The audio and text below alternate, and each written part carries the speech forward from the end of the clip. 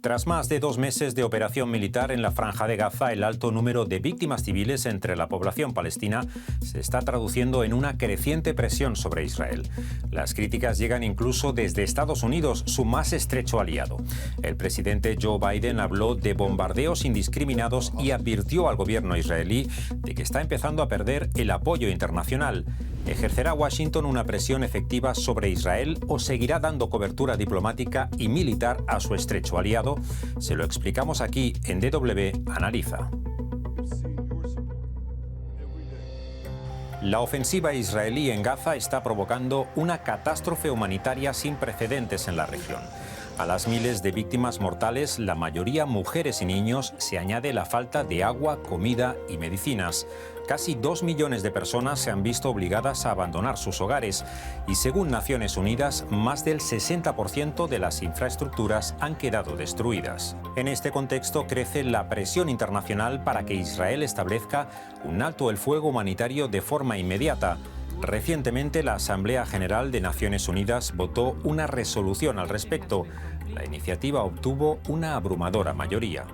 153 in favor, 10 against, 23 abstentions.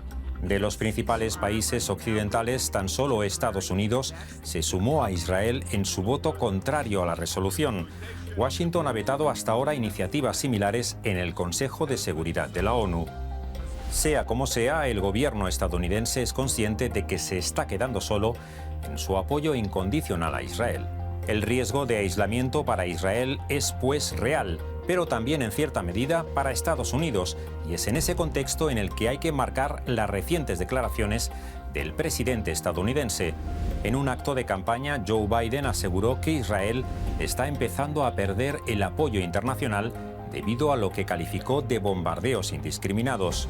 Unas inusitadas declaraciones cuya repercusión obligó a reaccionar a la administración estadounidense. Does the president believe, based on those comments, that Israel's conduct in this war thus far has been in accordance with international law? We have every expectation that Israel will do exactly what they say they're doing, which is to continue to go after the terrorist leaders and to do so in a way that minimizes civilian harm, as I said in my opening statement, and as the president said. That's their intent, and it's important that the results match that intent. El gobierno israelí, por su parte, respondió negando que su ejército lleve a cabo ataques indiscriminados en Gaza. מול מרכזי הכובד של חמאס, בהתנהלות כזאת שעושה את המיטב להפריד את האזרחים שאינם מעורבים בטרור מיעדי הטרור. צה"ל עושה את זה מתחילת הלחימה, ובוודאי עכשיו, בימים האחרונים, אנחנו נדע להראות את זה ונדע להציג את זה, בוודאי לבת בריתנו. Pero los datos contradicen la versión del ejército israelí. Los servicios de inteligencia de Estados Unidos calculan que casi la mitad de los proyectiles tierra-aire lanzados sobre Gaza desde el inicio de la operación militar fueron bombas no guiadas, un tipo de munición menos precisa que constituye una mayor amenaza para los civiles, especialmente en una zona tan densamente poblada como la Franja de Gaza. Sea como sea, las críticas de Biden al gobierno de Benjamín Netanyahu deben interpretarse también en clave de política interna. A menos de un año de las elecciones en Estados Unidos, el presidente ve peligrar el apoyo de parte de su electorado. Tenemos al candidato Joe Biden, que en un acto preelectoral de recaudación de fondos, por lo tanto no en la Casa Blanca, no como actuando como presidente, busca no tanto dirigirse desde mi punto de vista a Israel, sino fundamentalmente a los votantes demócratas que se están en muchos casos escapando en la medida en la que critican lo que el presidente Joe Biden está haciendo en este contexto de la operación de castigo que Israel está llevando a cabo en la Franja de Gaza. Dos encuestas recientes ayudan a entender por qué Biden se ve obligado, al menos de cara a la galería, a elevar el tono con respecto a Israel. Y es que el 45% de los votantes demócratas consideran que el gobierno israelí está yendo demasiado lejos en su operación militar contra Hamás, por tan solo el 12% de los votantes republicanos. No solo eso, el 38% del electorado demócrata cree que Biden está mostrando demasiado apoyo a Israel, una cifra que en octubre se situaba apenas en el 28%. Pero las diferencias entre Biden y Netanyahu van mucho más allá de la actual operación militar en Gaza.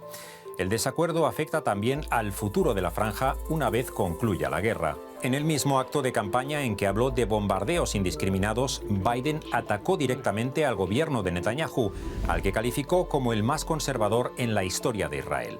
E instó incluso al primer ministro a introducir cambios en su ejecutivo. Además, Biden señaló que Netanyahu y su gobierno no pueden decir que no a la posibilidad de un futuro Estado palestino. Una opción que, más allá de la retórica internacional sobre la solución de dos estados, está más lejos que nunca.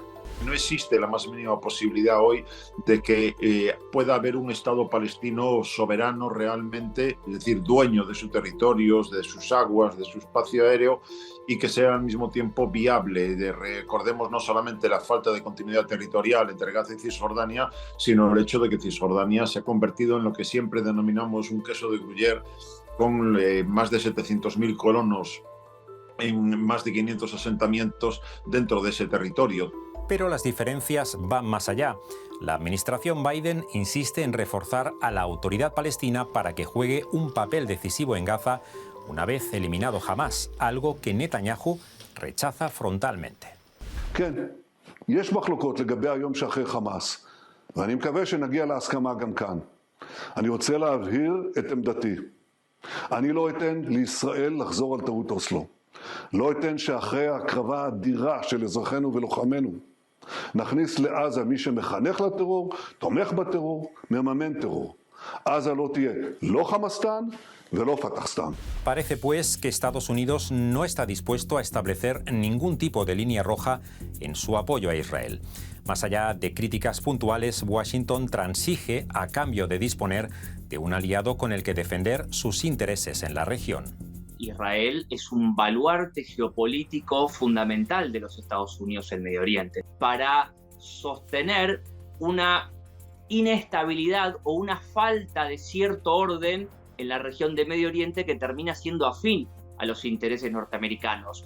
Una región de Medio Oriente unida, unificada, en buenas relaciones y buenos términos, es una amenaza, es considerado por Washington como una amenaza a su seguridad nacional y a su política exterior. Estados Unidos, pues, no parece dispuesto a inmiscuirse en los planes de Israel para el futuro de Gaza.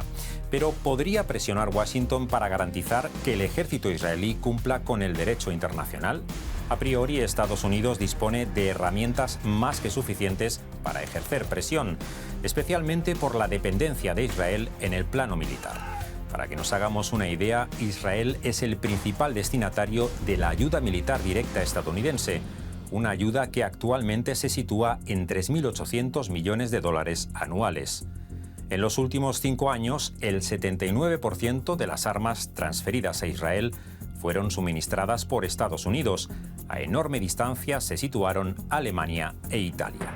Y el apoyo militar a Israel, fraguado durante décadas, se va a mantener. De hecho, la administración Biden se saltó recientemente al Congreso para aprobar de urgencia el envío de 14.000 proyectiles para tanques al ejército israelí. Mientras las arcas de la ayuda militar de los Estados Unidos estén abiertas, aunque por otro lado critiquen, reclamen, como vienen condenando incluso la expansión de los asentamientos en Cisjordania, e Israel siguió avanzando con los asentamientos, mientras no se detenga el flujo de dinero y de apoyo militar de los Estados Unidos, Israel va a continuar. Si no frenar a Israel, Estados Unidos pretende al menos que su aliado rebaje la intensidad de su operación militar en Gaza. Recientemente, el consejero de Seguridad Nacional de la Casa Blanca, de visita en Israel, anunció para enero una nueva etapa de la operación militar, una fase de menor intensidad y mayor precisión en los ataques. We are now in the middle of a high-intensity phase with ongoing ground operations, military operations, in both the northern half and the southern half of Gaza.